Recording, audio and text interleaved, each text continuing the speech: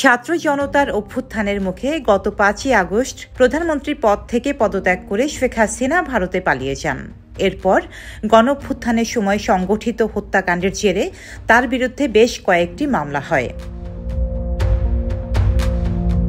এরই প্রেক্ষাপটে শেখ হাসিনাকে প্রত্যর্পণে ভারতের কাছে চিঠি লেখেন বাংলাদেশের অন্তর্বর্তীকালীন সরকার।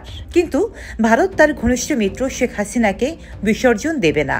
ভূ রাজনৈতিক কারণ বিবেচনায় তারা শেখ হাসিনাকে প্রত্যর্পণ করবে না। ভারত মনে করছে এই প্রত্যর্পণের রাজি হলে প্রতিবেশী মিত্রদের কাছে ভুল বার্তা যাবে।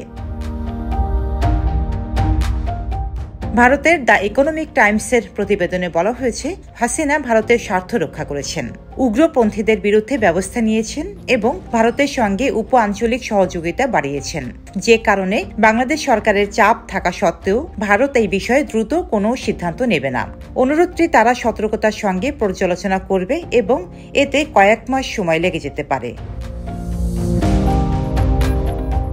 সূত্রগুলো মনে করে, বর্তমান পরিস্থিতিতে যদি শেখ হাসিনাকে বাংলাদেশে ফেরত পাঠানো হয় তাহলে তার জন্য একটি অনিশ্চিত ও ঝুঁকিপূর্ণ পরিস্থিতি তৈরি হতে পারে। এ কারণেই রাজনৈতিক বিশ্লেষকদের মতে ইস্যুটি জটিল এবং সময় সাপেক্ষ বলে বিবেচিত হচ্ছে। ভারত দাবি করে দেশটির অতিথি গ্রহণের ক্ষেত্রে একটি দীর্ঘ ঐতিহ্য রয়েছে, যার মধ্যে দালাই লামাও অন্তর্ভুক্ত। তাছাড়া ভারতে শেখ হাসিনা নির্বাসন এটি প্রথমবার নয়।